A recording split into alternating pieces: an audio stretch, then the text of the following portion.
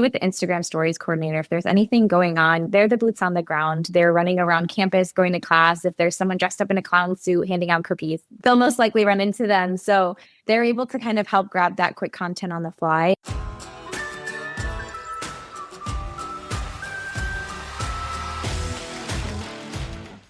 This is The Application, where higher ed enrollment strategy gets tactical. I'm Allison Turcio, marketer, curious question asker, and your guide through what's next and what's working in higher ed.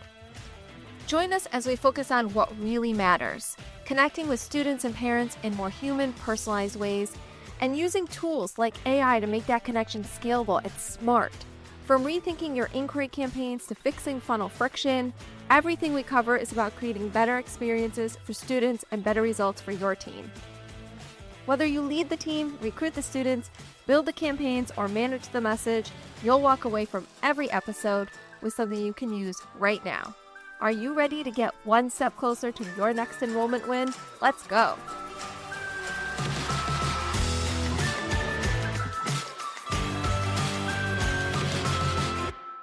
Let's talk about the power of authenticity in social media and what it really takes to make your campus community part of the conversation.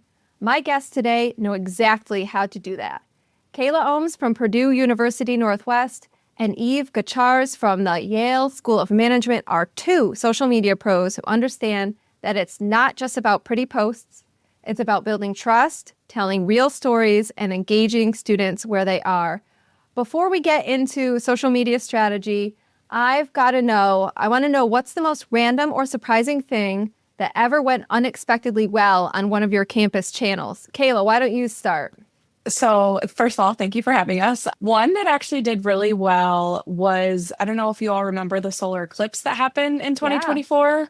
So we had a really big campus event that day. First of all, we had tons of students come out, which was great, but I was waddling around with my big old pregnant belly, taking photos of students in the heat.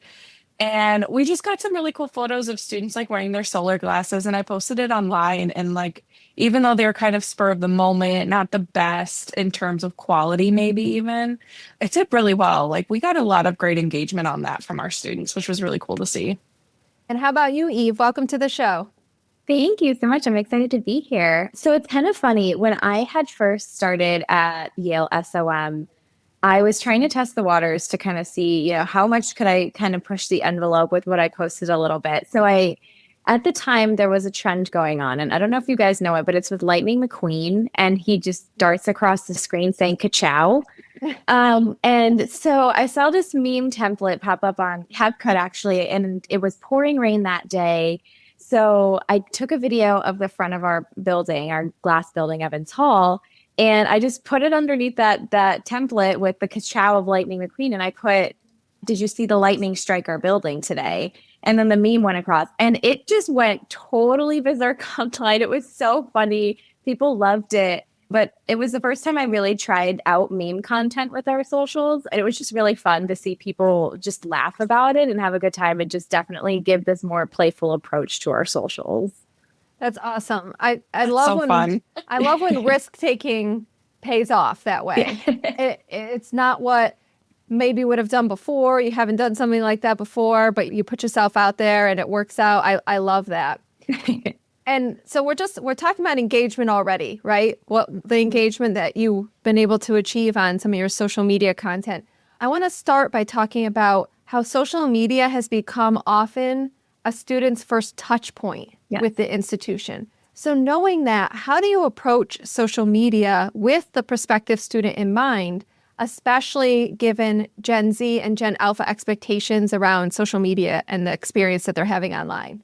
So it's interesting because Yale SOM, we're a graduate school. So we have this really broad audience base where we have the freshly just graduated from undergrad student looking to pursue an MBA to more of a non-traditional student that is, hasn't been back at college for 20 plus years.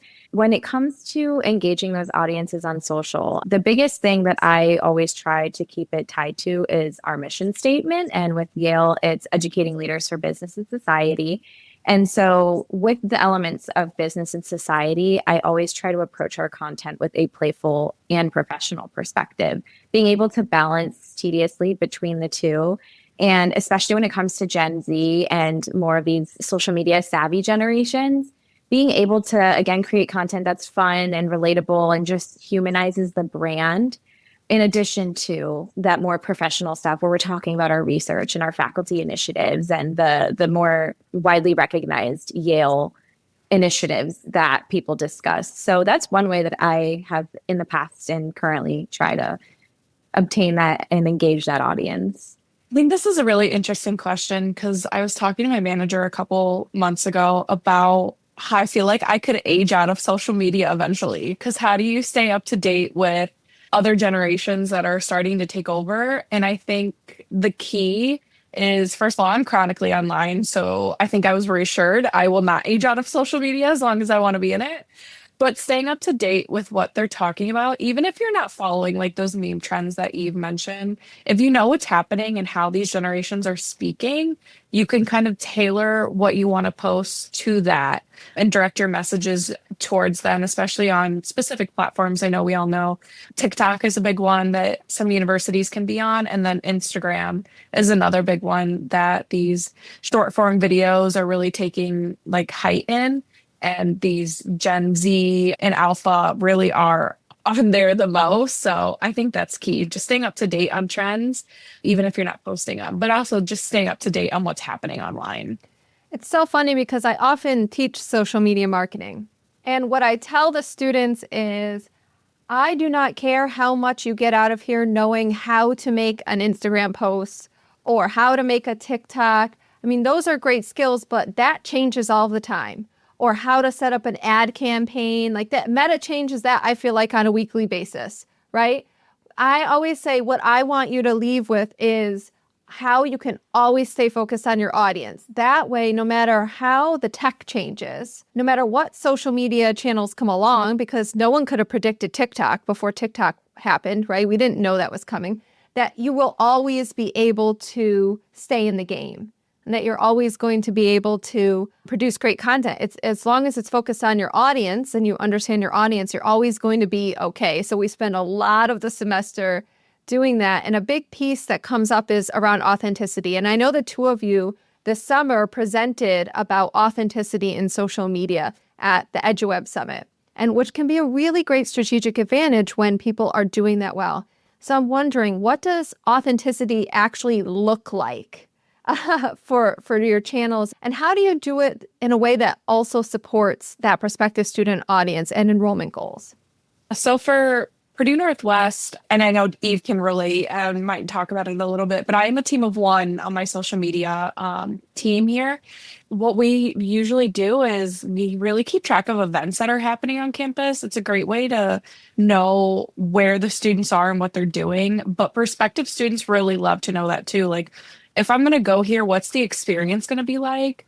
So I'm often going out on my own and taking photos or videos with students, getting a little bit of feedback on what they thought of the event to help with my posts a little bit.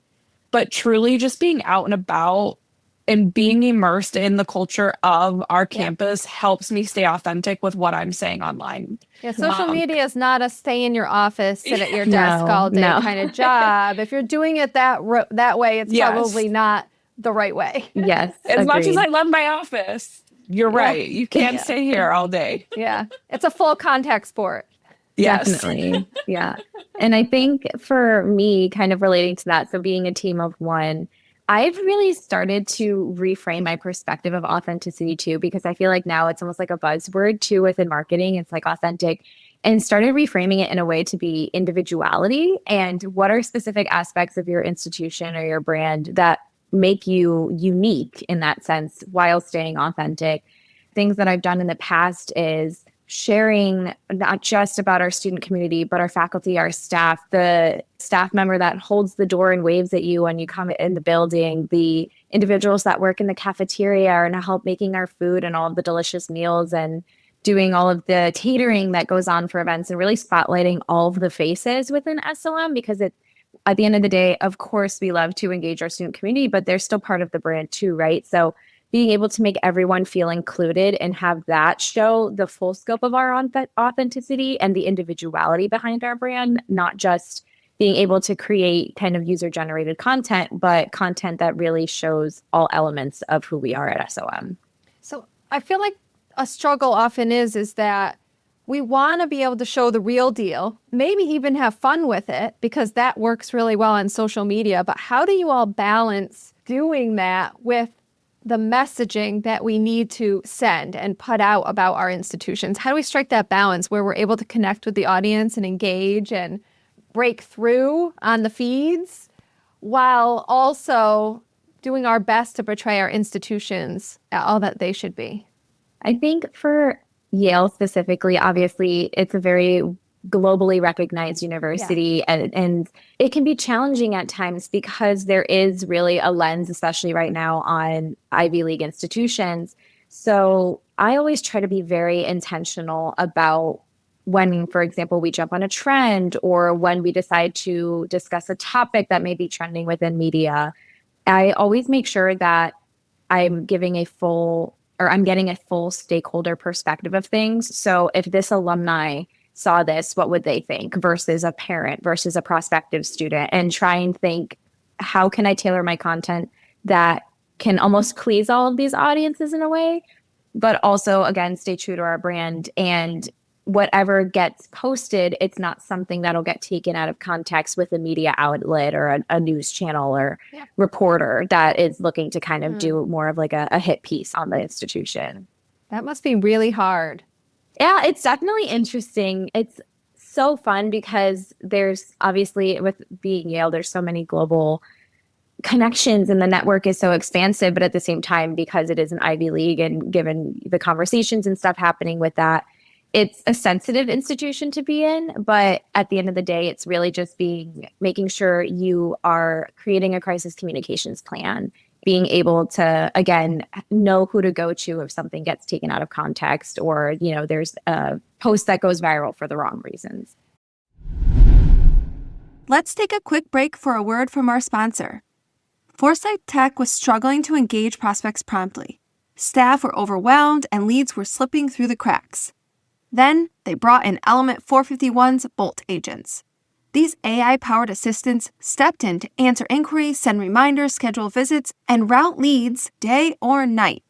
As a result, prospect to applicant conversion hit 25% within 3 weeks, and enrollment rose 12%.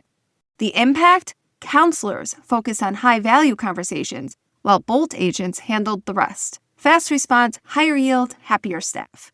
Support your counselors with 24/7 AI teammates. Try an agent today at element451.com/agents.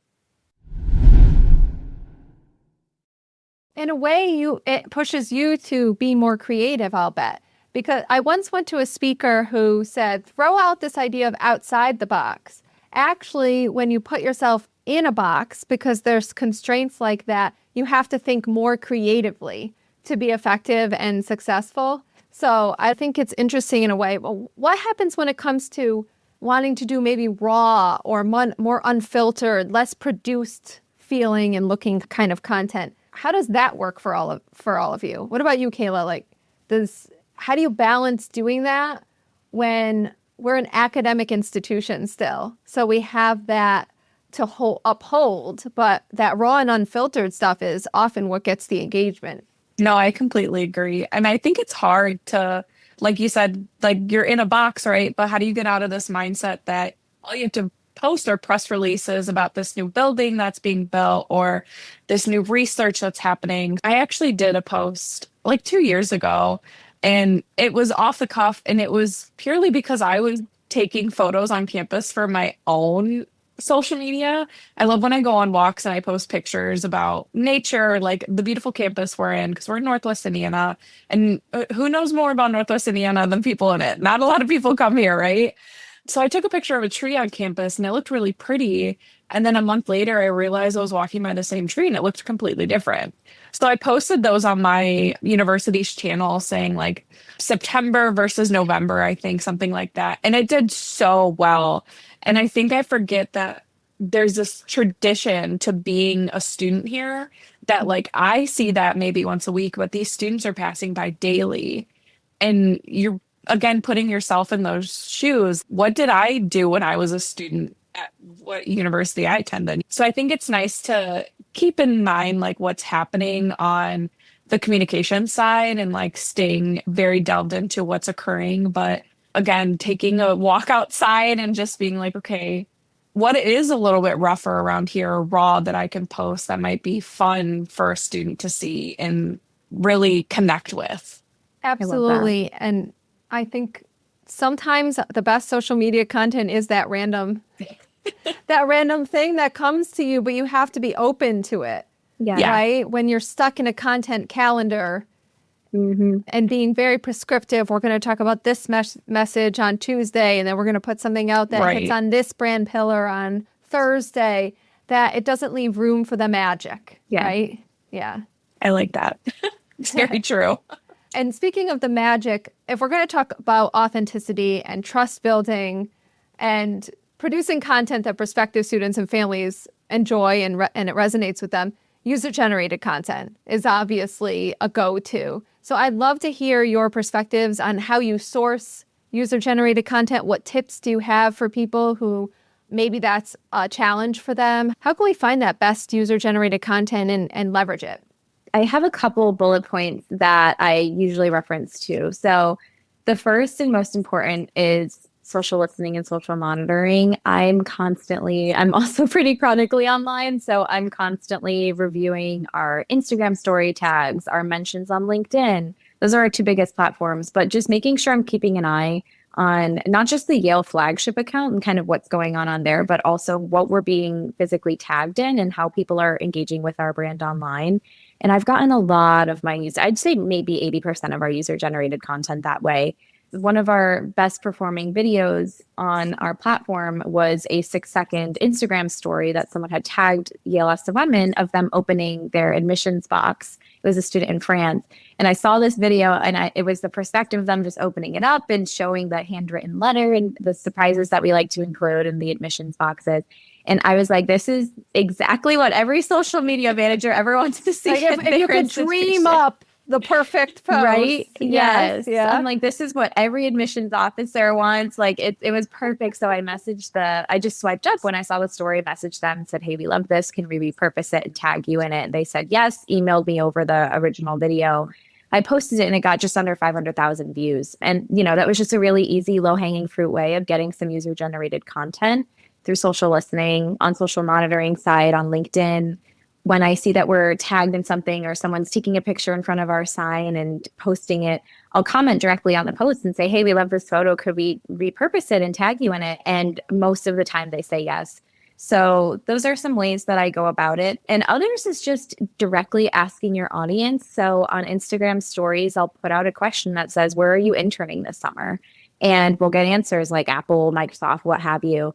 And if I see any that, seem really unique or exciting or nonprofit work and such that aligns again with where we try and have our students go, I'll swipe up and message them and ask them to elaborate. And if it's something that they're interested in, I'll have them ask if they want to make a broader video or a content piece about it. So those are some of the ways I've done. I love this. We've got two really great lessons. We have to get out of the office and we've got to be on social media.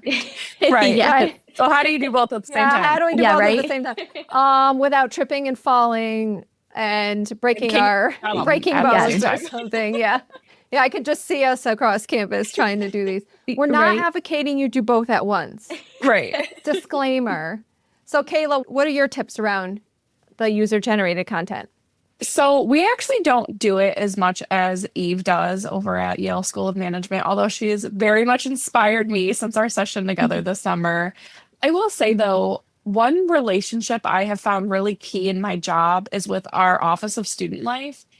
And there's students that are working for them that are at all these events. The past 2 years have started taking photos for the purpose of our main channels to send them to me. And every couple of weeks, I'll get notifications that they've uploaded like 5 albums to our photo shelter, right? And I go through like 500 photos because they take so many for me. It's great. But it's so fun to see what photos they've taken compared to what I might have taken, that I might have posed a little bit more, like really try to get the perfect shot. And theirs are like completely from the student perspective. And that's what these students want to see, right? So that feels a little bit more along like the user generated side that we're talking about. So it's nice to have that connection with another department on campus to not only help me get content, but help do it from a student's perspective.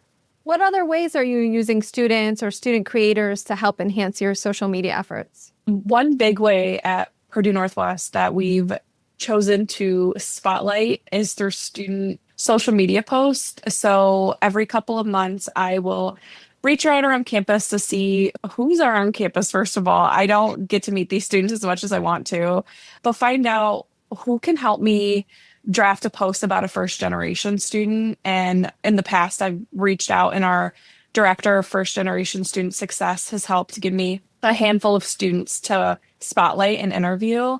So within the past couple of years, PNW has really put a priority on putting students on the forefront of our social media site. So I've interviewed them for about 30 minutes just to gather their story and get some really good quotes out of it.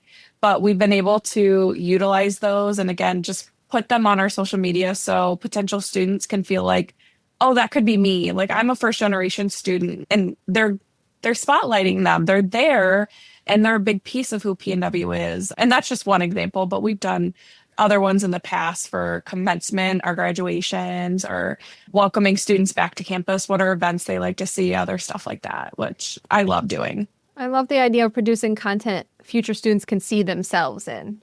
Yeah. And that's key, great. right? Yeah, absolutely. Eve, what about you? Any tips around student creators and leveraging student content?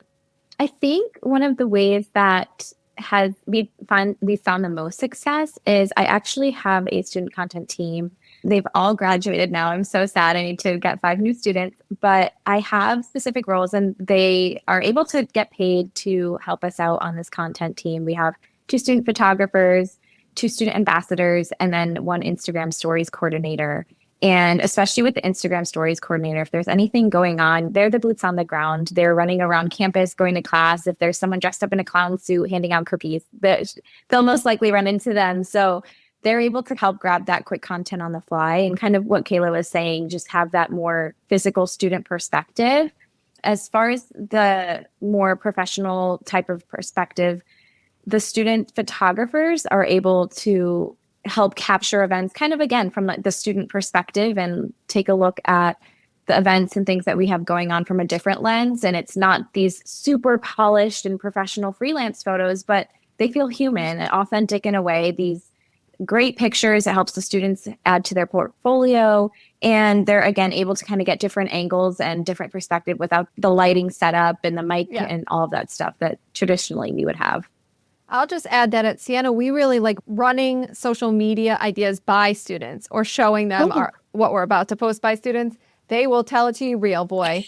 I will tell you that. So I'll add that tip in for all of you. My next question is, I want to know what's your best like student-driven content that you ever had on one of your channels? Or something memorable? I would say the best performing one was the one I shared before. That was the admissions unboxing video. Yeah. But other things that we've found have performed well, we have the Halloween meme that goes on. So during the fall, obviously being in Connecticut, New Haven, it's just gorgeous, the bright orange fall colors and everything. So the students do the ghost trend where they dress up in the ghost costumes and just walk around campus. And we take the video and add it to that trending autumn song. And that's always something that it's just performed well. Again, it's humanizing the brand. It's celebrating something and showing some unique aspects about the university. We have 4 seasons and stuff like that. I've just got to say that if Yale is putting out content with students dressed as ghosts, guys, it's okay. Yeah. It's okay. Yeah. Like we can have permission to have some fun if you're one of those schools that's feeling like you can't put yourself out there because it's an academic institution or you have internal pushback. Gosh, send them to Eve's content over at Yale, right. I'd say. Yeah. Yeah. And to add to that too, I think there's an impression with the Ivy League institution stuff that it's kind of more of this restricted or just very sophisticated front, but in reality our communities are so fun, they're so playful, and my goal is to really showcase that, make it feel welcoming, make attending Yale feel like an attainable goal, because it should be an attainable goal for everyone. So yeah, let's come down from these ivory towers and humanize the experience on all of our campuses, whether you're Ivy or a junior college. There's opportunity all the way through. The one thing we can all say is we have great stories and great communities. We're so lucky to have brands that have those two things. And that's way harder to do maybe for a bank, right? Yes. I don't know. How about you, Kayla? Any student-driven content that really stands out? Yeah, I like the idea of humanizing a brand. We have these traditions at PNW that we like to highlight, and one of them is actually called Pumpkin Week. So it happens in early October, and we have a variety of events at both of our campuses where students can paint a pumpkin to de-stress. And then later that week, they can throw the pumpkin off of our parking garage. it's so funny. In the past, I've attended these events, just to casually throw a pumpkin off a building. Why not? Casually? Right. Well, if you're going to do it, don't do it casually, Kayla. I feel like this is a missed opportunity. So it actually has uncasualified a little bit, where now there's a slingshot. So you can slingshot the pumpkin off. That is serious. I would like to come. Where do I sign up? Again, it's the first week of October. Well, specifically, we're throwing and slingshotting pumpkins. But in the past, I've gone and recorded some videos and had students do either the slingshot or choosing to see how far they can throw. But it's just like a fun little, this doesn't happen on every campus. And it's something students have truly started to look forward to and has a great turnout every year. And it's so fun to see the students tag each other in the comments, you didn't throw that far. Oh, wow, look at this person who threw it 2 spaces further on the, yeah. So it's really fun. And again, you don't see it on a lot of other campuses. So highlighting something that our students get that they might not get somewhere else is really cool. Yeah, look for your special traditions. Yeah. Yeah. Although they might not be as special as throwing pumpkins off a building, but maybe we need to have some kind of competition for Oh, who has the most special tradition that they're showcasing on social media. That would be so fun. I like that. That would be really fun. That would be great. I would just like to watch all of it. So if you have one, feel free to share, because Kayla, Eve, and I are all about it. So make sure to send it to us. I've got one last question, because a lot of the people listening are work in enrollment marketing roles. So any advice on aligning the social media content to, the admission cycle, or just for working with admissions and enrollment to make sure that what's happening on social media is advancing toward those enrollment goals? Absolutely. I think, first of all, so I work in the marketing and communications office at PNW. So I am in I'm same division. Building, different floors. Yeah. Different division than the admissions team. So first of all, make that relationship, nothing's going to become cross-functional unless you make it cross-functional. So knowing each other's names and where to email or phone call. I mean, I'm constantly emailing our international admissions person or, one of the admins for the admissions team to say, hey, we got this message on social media. How should I respond? Because I'm not in your position. How would you say it? So just making that relationship, first of all, and then I'd say really sharing calendars. Most of our admissions events are on our main website, but knowing what's going on is truly what helps me know, how do I help push these events for their audience on our social media platform? If it's an event focused on College Goal Sunday, that's might be more towards parents and senior level high school students versus National Transfer Week. Do they want to spotlight that? How would I spotlight that for someone that might want to come to PNW? So I'd say relationship building and sharing events and calendars with each other is key for those two different divisions. I know I said that was going to be my last question, but I'm going to throw one more out. Of course. And if the ladies don't want to answer, then we're going to edit this out. Because I asked them, what's the most surprising content that did really well? I want to know what's the most surprising content that didn't go well so that everyone else can avoid doing it. So do you have one that pops in your mind? Does it stick with you guys? Yes, I have the scars. No, I bear the scar. No, one that comes to mind was one of our NBA students did a what's in my bag. And I thought it was really fun, quirky. The goal with it was to see if, show our incoming students what you can bring to class and kind of just, I don't know, I thought it was like a fun little thing. And it's a trend that goes on. So I posted it and it just did not do well at all. And I actually had an alumni reach out to me and was like, this is so unprofessional. Why are we posting? And I was so shocked. I just didn't realize it wouldn't resonate that well. But I guess it was a really great learning point for me because it was, again, good to understand, okay, I need to understand the full perspective. Why does an alumni need to know about a what's in my bag for an MBA student who's currently in school? So again, just being able to be mindful of how we're presenting online and understanding, again, when is the right time to jump on a trend and maybe when is it just like not really relevant or maybe something we should pass on for this time. Well, maybe it's what's in my bag. I'd ask that alum, what's in your bag? Yeah, right. What's in your briefcase? Let's do it. I want to know. What are you bringing to work? Right. So same thing. Eve noted that she does this for Yale School of Management, is posting like stickers on stories to get responses. We've done that and gotten no responses before. And I'm like, how do I make I wanted to talk with you all. Like, I'm going to respond now from the Yale SOM account. Someone gets an answer. I think I did it around commencement where I was like, share your photos of commencement. And I'm like, okay, so no one wants to share their photos. So like, I think for me, it's how can I go about this in a different way? But at the time I was like, I thought that was going to be easy.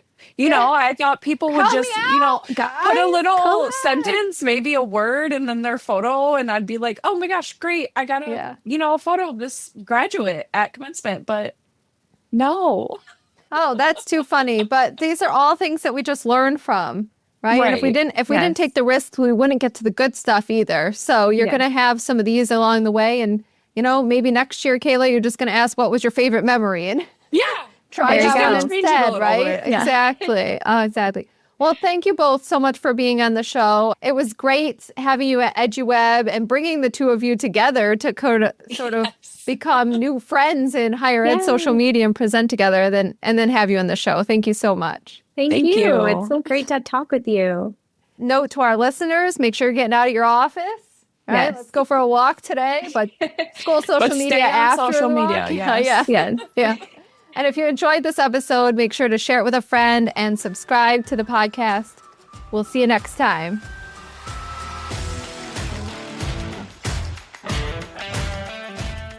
Thanks for listening to The Application.